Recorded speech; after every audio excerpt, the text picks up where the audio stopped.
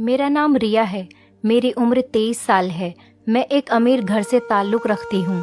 जैसे ही मेरी पढ़ाई पूरी हुई, मेरे माता पिता को मेरी शादी की फ़िक्र होने लगी। मुझे इस बात से कोई परेशानी नहीं थी, क्योंकि ये तो दुनिया की रीत है। हर लड़की को अपने माता पिता का घर छोड़कर पिया के घर जाना ही होता है, और हर माता पिता की तरह उन्हें भी मेरी शादी की फ़िक्र थी, जिसकी वजह से मेरे लिए हमारे ही स्टेटस का लड़का ढूंढा जाने लगा। मैं अपने माता पिता की इकलौती बेटी थी। मैं उनसे दूर होना नहीं चाहती थी, मगर हर लड़की की तरह मुझे भी शादी करनी ही थी। लेकिन मेरे लिए जो भी रिश्ता आता, माँ और पिताजी हमेशा उसमें कोई ना कोई कमी निकाल देते और रिश्ते को मना कर देते थे। अब तो मैं खुद बहुत ज़्यादा परेशान हो गई थी कि अब क्या होगा। पिताजी हर रिश्ते से इनकार कर देते हैं। हमारे पड़ोस में एक औरत रहती थी, उनका यही काम था, वो लोगों के रिश्ते करवाती थी। एक दिन वो हमारे घर आई, तब मेरी माँ ने भी उनसे मेरे लिए अच्छे घराने का रिश्ता ढूंढने के लिए कहा। और एक दिन पड़ोसन हमारे घर एक ऐसा रिश्ता लेकर आई जो मेरे माता पिता को बहुत पसंद आया था। लड़के का खुद का कारोबार था। उसके घर में उसके माता पिता के अलावा कोई नहीं था। वो बस अपने माता पिता का इकलौता बेटा था। मुझे भी फोटो देखते के साथ ही विवान पसंद आ गया था। वो काफ़ी हैंडसम था। मेरी शादी अब विवान से हो गई और मैं शादी करके उसके घर चली गई। शुरू के कई दिन बहुत अच्छे गुजरे थे। एक दिन विवान को अपने काम के सिलसिले में देश से कई दिनों के लिए बाहर जाना पड़ा। मैं उसकी वजह से थोड़ा उदास हो गई थी, लेकिन फिर विवान बाहर चले गए। दिन गुजरते जा रहे थे। मैंने घर के काम करना शुरू कर दिया, क्योंकि मैं घर में अकेली खाली बैठी क्या करती। एक दिन सुबह का समय था, जब हमारे घर का गार्ड हाथ में कुछ पकड़े हुए हॉल में घुसा आ रहा था। मैंने उससे पूछा, यहाँ क्यों आए हो? तो उसने मेरे आगे एक बॉक्स रख दिया। बोला, साहब के लिए एक पार्सल है। मैंने बॉक्स को देखा तो इस पर मेरे ससुर जी के नाम की स्लिप थी। मैं ये देखकर सोच में पड़ गई कि इस उम्र में ससुर जी को पार्सल कौन भेज सकता है। मैंने जब बॉक्स को खोलना चाहा तो मेरी सास ने आकर वो मुझसे ऐसे झपट लिया जैसे उनकी कोई चोरी पकड़ी जा रही हो। मैं ये देखकर हैरान थी। उनकी इस हरकत पर मैं सोच में पड़ गई। वो मुझे बगैर कुछ कहे अंदर चली गई और उनके पीछे पीछे ससुर जी भी अंदर कमरे में चले गए और दरवाजे को अंदर से बंद कर लिया। मैं अपनी नज़रों को झुकाते हुए वापस अपने काम में लग गई। मैंने उस पर इतना ध्यान नहीं दिया था। रात हो गई तो मैं सो गई, मगर मेरा दिमाग जो था वो बार बार सास और ससुर की तरफ जा रहा था। न जाने उस बॉक्स में ऐसा क्या था जो मेरी सास ने मुझसे ऐसे खींचा था, और वो थोड़ा घबराई हुई भी थी। सुबह हुई तो मैं आंगन में आकर बैठ गई। जब मैंने ससुर को बाहर आते देखा तो मैं हैरानगी से उनकी तरफ देखने लगी। वो अपने ऊपर एक चादर ओढ़े हुए थे और उस चादर में न जाने क्या छुपा रहे थे, या फिर मुझे ऐसा लग रहा था, क्योंकि उनका एक हाथ चादर के अंदर था। मगर हैरानी की बात ये थी कि उनकी टांगों में हमेशा बहुत दर्द रहता था। उनसे ठीक से चला भी नहीं जाता था। मगर आज ऐसे में वो कहाँ गए थे, और ऐसी कौन सी बात थी जो वो बाहर निकले और नौकर तक को नहीं बताया था। मैं आगे बढ़ी और सोचा कि चलो उनसे पूछ लूं कि उन्हें किसी चीज़ की कोई ज़रूरत तो नहीं, मगर उन्होंने मेरी बात का साफ इनकार कर दिया। और मैं हैरान तब रह गई कि जैसा कल हुआ था बिल्कुल वैसा ही आज हुआ। ससुर और सास दोनों अपने कमरे में चले गए। मैं उनके पीछे कमरे तक गई थी कि सास ने दरवाज़ा मेरे मुंह पर बंद कर दिया।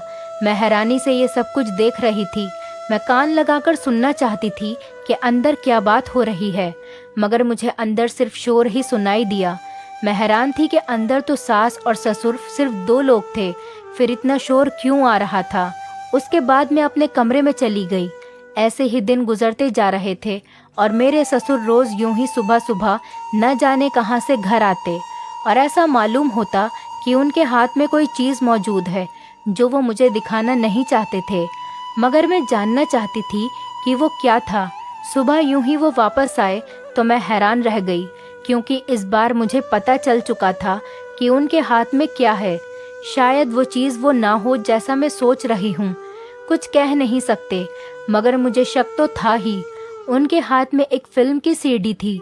मैं हैरान थी कि क्या सास ससुर फिल्म देखते हैं, और किस तरह की फिल्म देखते हैं जो उन्हें कमरा बंद करना पड़ता है।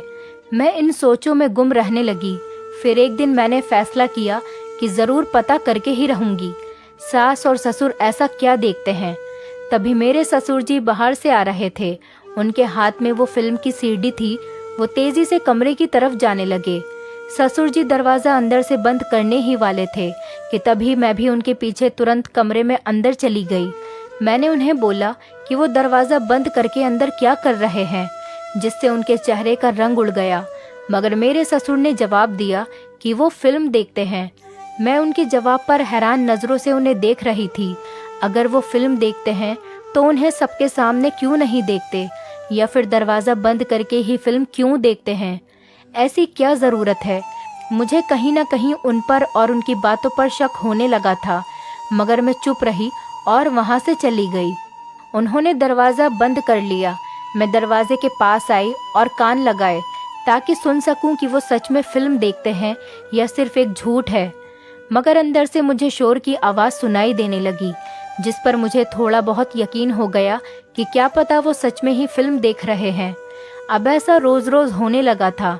रोज़ मेरे ससुर खुद फिल्म की सीडी लाते और मेरी सास और ससुर अपने कमरे में जाते, दरवाज़ा बंद करते और फिल्म देखने लग जाते थे, जबकि मैं बाहर परेशान अकेली बैठी रहती थी। शादी से पहले मैंने सुना था कि घर के बड़े बुजुर्ग घर की रौनक बढ़ाते हैं, पर यहाँ तो उल्टा ही था। सास ससुर सारा सारा दिन कमरे में रहते और मैं अकेली इतने बड़े घर में इधर उधर मारी फिरती। इतना भी नहीं था कि वो मेरे पास बैठ के दो चार बोल प्यार के बोल लेते। एक दिन मेरे दिमाग में एक आइडिया आया और अपनी बेचैनी को ख़त्म करने के लिए मेरे पास बस एक यही तरीका था। मैंने उसे अपनाने का सोचा था। अगले दिन मैं हैरान रह गई कि मेरे ससुर सीडी लेकर नहीं आए थे, बल्कि वो घर से ही नहीं निकले थे। ना ही कोई बॉक्स या पार्सल घर पर आया था। मैं इंतज़ार में थी कि कब सीडी आए। 5 से 6 दिन गुजर गए, मगर मेरे ससुर घर से बाहर कहीं नहीं गए। मैंने बातों बातों में उनसे पूछा तो वो कहने लगे कि तुम तो जानती ही हो बेटा, मेरी टांगों में कितना दर्द रहता है, इसीलिए वो बाहर नहीं जा सके। मैं इस बात पर भरोसा करने के बजाय हैरान थी, क्योंकि उनकी टांगों के दर्द का तो मुझे पता था, मगर वो तो शुरू से था और सीडी तो पहले भी लाते थे। और यही बात मैंने उनसे कह दी कि दर्द तो आपकी टांगों में हमेशा से ही रहता है, आप तो रोज़ ही सीडी लेकर आते थे, फिर 5-6 दिन से क्यों नहीं ला रहे? तो ये सुनकर उनके चेहरे का रंग उड़ गया। वो मुझसे गुस्से में बोले कि मैं उनकी किसी भी बात से मतलब न रखूं, वरना मेरे लिए अच्छा नहीं होगा। मैं हैरान हो गई और रोती हुई वहाँ से चली गई। मुझे उनसे अब थोड़ा डर लगने लगा था। जिस तरह उन्होंने मुझे ऐसा बोला था, अब मेरा शक यकीन में बदलता जा रहा था कि ज़रूर ही कोई ना कोई बात तो है। अगले दिन वो सीडी ले आए और फिर उस फिल्म को सास के साथ देखने के लिए अपने कमरे में चले गए और मैं तुरंत उनके पीछे गई। मुझे डर भी लग रहा था, मगर मैंने हिम्मत रखी। मैं सास ससुर के पास गई और उनसे कहने लगी कि मुझे भी ये फिल्म देखनी है। मैंने 2-3 दिन से यही सोचा था कि मैं भी फिल्म देखकर ही रहूंगी, तो जो शक मेरे मन में है वो भी दूर हो जाएगा। मगर ससुर जी की बात सुनकर मैं दंग रह गई, जब उन्होंने मुझे ये कहते हुए मना कर दिया कि मैं ये फिल्म नहीं देख सकती। मैंने हैरत से उनसे पूछा कि आखिर मैं ये फिल्म क्यों नहीं देख सकती, जिस पर उन्होंने मुझे कहा कि ये हमारे ज़माने की फिल्म है, इसलिए तुम इसे नहीं देख सकोगी। इतना कहकर उन्होंने दरवाजे को अंदर से बंद कर लिया था। अब मैं बाहर खड़ी सोच में डूबी हुई थी कि ये क्या बात हुई भला। आखिर उनके ज़माने की फिल्म अगर मैं देखना चाहती थी तो मुझे क्यों रोक रहे थे। मैं बाहर ही बैठ गई। थोड़ी देर बाद सास और ससुर बाहर निकल आए थे। मैंने उनसे कुछ भी नहीं कहा, क्योंकि ऐसा ना हो उन्हें मुझ पर शक हो जाए, इसीलिए मैं चुप ही रही। आज तो ससुर के चेहरे पर मुझे थोड़ी सी परेशानी भी नजर आई। मैं सोच में पड़ गई थी। दिन गुजर गया, मगर मेरे सवाल के जवाब मुझे नहीं मिल सके। रात हो गई और मैं अपने कमरे में सोने के लिए चली गई। मेरे सास और ससुर भी अपने कमरे में चले गए। आधी रात को जब मेरी आँख खुली, मुझे अपने कमरे में घुटन सी लगने लगी, तो मैं बाहर निकल कर आ गई। और जब मैं अपने आंगन में आई तो मैं दंग रह गई, क्योंकि 2 आदमियों को मैंने दरवाजे के बाहर देखा था, जिन्हें देखकर मैं हैरान रह गई थी कि आखिर वो लोग कौन हैं। मेरा दिल किया कि मैं अंदर चली जाऊं, मगर मेरी हिम्मत नहीं हुई। मैंने पूछा कि वो लोग आखिर कौन हैं। दोनों के चेहरे पर चादर थी, जिसकी वजह से मैं उन्हें देख नहीं सकी। मगर अचानक मेरी आंखों के सामने अंधेरा छा गया। घबराते दिल के साथ मैं वहीं ज़मीन पर गिर पड़ी। मुझे नहीं पता था कि वो दोनों लोग कौन थे और हमारे घर में क्या कर रहे थे आखिर। सुबह मेरी आंख खुली तो मैं कमरे में मौजूद थी। मुझे सर में बहुत तेज़ दर्द हो रहा था और मैं ये सोच रही थी कि मैं कमरे में कैसे आई। मुझे कुछ भी याद नहीं था। मुझे अचानक रात की बात ध्यान आई और मैं बाहर की तरफ भागी, जहाँ मेरे सास और ससुर बैठे थे। उन्होंने मुझे देखकर वहाँ अपने पास बिठाया और मैंने पूरी बात उन्हें बताई कि कैसे मैंने दो लोगों को रात के अंधेरे में घर में देखा था। मैं बहुत परेशान थी। उनकी बात सुनकर मैं थोड़ा शर्मिंदा हो गई। जब मेरी सास ने मुझे कहा कि मैं उन्हें आवाज़ लगाती, उन्हें बुलाती अगर ऐसी कोई बात थी तो, मगर मेरे दिमाग में ऐसा कुछ भी नहीं आया था। मेरी सास के कमरे का दरवाज़ा बंद था, इसीलिए मेरा ध्यान ही नहीं गया। लेकिन ससुर जी की बात सुनकर मैं और भी ज़्यादा हैरान रह गई। जो उन्होंने मुझसे कहा कि वो सिर्फ मेरा ही वहम होगा। मैंने परेशानी से उनकी तरफ देखा। मैंने उन्हें समझाने की बहुत कोशिश की कि वो मेरा वहम नहीं था, मगर उनकी हरकत पर मैं दंग रह गई। जब उन्होंने गार्ड को बुलाया और उससे पूछा कि क्या कल रात यहाँ कोई दो आदमी आए थे। मैंने गार्ड को देखा। मैं हैरानी से उसे देखने लगी। जब उसने जवाब दिया कि वो सारी रात ड्यूटी पर जाग रहा था, मगर कोई भी घर में नहीं घुसा था। अगर ऐसा होता तो ज़रूर पता चल जाता। दूसरे दो गार्ड भी यही कह रहे थे। मैं बिल्कुल परेशान हो चुकी थी। अब तो मुझे ऐसा लगता था जैसे मैं पागल हो रही हूँ। मैंने उन्हें समझाने की बहुत कोशिश की, मगर मेरी सास ने मुझे शांत कर दिया कि मैं कुछ दिन से सही से कुछ खा पी नहीं रही हूँ, इसलिए शायद कमज़ोरी की वजह से गिर गई होगी। उनकी बात पर मैं खामोश हो गई। सारा दिन मैं सोच में पड़ी रही कि अब भी मुझे यही लगता है कि वो मेरा वहम है, और कभी मुझे ऐसा लगता कि सच में वहाँ पर कोई था और उसी में से किसी एक व्यक्ति ने मुझे बेहोश किया था। क्या सच था और क्या झूठ, मेरी समझ में कुछ भी नहीं आ रहा था। मैं बहुत घबराई हुई थी। रात के 8 बज रहे थे जब मैंने ससुर को बाहर जाते देखा। मैं हैरान रह गई। मैं बगैर कुछ भी सोचे समझे उनके पीछे चल पड़ी कि शायद मुझे कुछ पता चल सके, शायद मैं जान सकूं कि फिल्म का क्या राज है जो वो अकेले कमरे में बंद होकर देखते थे। उनके पास गाड़ी थी, लेकिन मैं पैदल ही उनके पीछे चल रही थी। मैं चोरी छुपे उनके पीछे जा रही थी। वो आगे एक जगह जाकर रुक गए, फिर वो एक दुकान में गए। शायद वो सीडी की दुकान थी। 10 मिनट बाद उस दुकान से बाहर निकले। जब वो निकले मैं हैरत में उन्हें देखने लगी। उनके हाथ में वाकई में एक सीडी थी। उनके जाते ही मैं उस दुकान में गई। मैं पूरी तरह से शक के दायरे से बाहर आना चाहती थी। इसी वजह से मैंने दुकानदार से पूछा, मगर फिर कुछ सोचते हुए वहीं पर रुक गई और कुछ सीडी खरीद कर वापस घर आ गई। घर आकर मैंने सास और ससुर का कमरा बंद पाया। मैंने दुकानदार से कोई सवाल जवाब नहीं किया था, क्योंकि क्या पता वो मेरे ससुर को बता देता, जिसकी वजह से मैं मुश्किल में आ जाती और फिर मैं ऐसा कोई खतरा मोल नहीं ले सकती थी। इसीलिए मैंने उस दुकानदार से कुछ नहीं पूछा था। जो मुझे करना था वो खुद ही करना था। अगले दिन दोपहर को ससुर वो सीडी ले आए। मेरे दिमाग में अचानक एक बात आई थी जो मैंने अभी नोट की थी। ससुर जो सीडी सुबह लाते थे वो अलग तरीके से ला रहे थे। तो कभी रात को लाते, तो कभी सुबह को और कभी दोपहर। मगर ऐसा क्यों? अब इस बात ने मुझे हिला दिया था। खैर, मैं ससुर के पास पहुंची और उनसे बोली कि मुझे भी उनके ज़माने की फ़िल्म देखनी है, चाहे फ़िल्म कैसी भी हो, मुझे ज़रूर देखनी है। जिस पर उन्होंने मुझे बुरी तरह से घूरा और उस पर मुझे बेहद सख्ती से मना किया। क्या वो फिल्म मैं नहीं देख सकती थी या फिर मैं उसे नहीं देख पाऊंगी? और कहने लगे कि हम फिल्म अधूरी नहीं छोड़ते।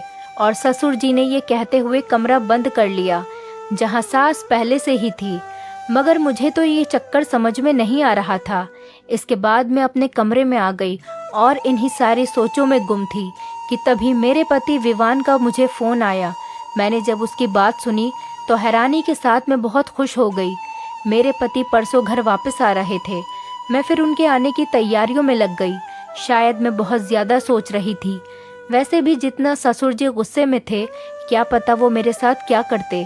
बेहतर यही था कि मैं इस मामले से दूर रहूं, और मैंने यही सोचा था।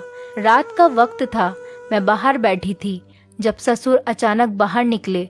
मैं उसी समय एक पेड़ के पीछे छुप गई। उन्होंने मुझे देखा नहीं था। वो फ़ोन पर चलते हुए किसी से बातें कर रहे थे और साथ में इधर उधर भी देख रहे थे। मैं हैरानगी से उनकी तरफ देख रही थी। उस पेड़ से निकलते ही मैं थोड़ा पास वाले पेड़ के पीछे छुप गई ताकि ससुर जी जो बातें कर रहे थे मैं वो साफ साफ सुन सकूं। और फिर ऐसा हुआ, ससुर जी ने जो बोलना शुरू किया, मुझे लगा शायद मैंने गलत सुन लिया है। ससुर की बातें सुनकर मुझ पर आसमान गिरने वाला था। मैं हैरत से उनकी बातें सुन रही थी। मेरा उन पर जो शक था वो यकीन में बदल गया था। वो अंदर चले गए और मैं भी अंदर चली गई थी, मगर मेरे दिमाग में उनकी यही बातें घूम रही थी जो मुझे बहुत परेशान कर रही थी। अगले दिन भी ऐसा ही हुआ था। आधी सच्चाई का तो मुझे मालूम था, मगर सारा सच जानने के लिए मुझे ये जानना बहुत ज़रूरी था कि सास और ससुर कमरे में क्या करते हैं। अगर वो सच में फिल्म देखते हैं तो उस फिल्म में ऐसा क्या है जो मुझे देखने से मना करते हैं, वो भी इतने सख्त तरीके से। मुझे सब कुछ जानना था और मुझे इतना तो पता चल ही चुका था कि ससुर खुद मुझे सब कुछ नहीं बताएंगे, ना ही जानने देंगे। तो सब कुछ मुझे किसी न किसी तरीके से खुद ही जानना था। ससुर जी शाम को फिर से सीडी ले आए, मगर इस बार मैंने कोई जिद नहीं की थी। वो मुझे देखते ही कमरे में अंदर चले गए थे। मैं आराम से हॉल में बैठी रही। मैं नहीं चाहती थी कि जो मैंने सोचा है वो इस वजह से उन्हें मुझ पर शक हो जाए।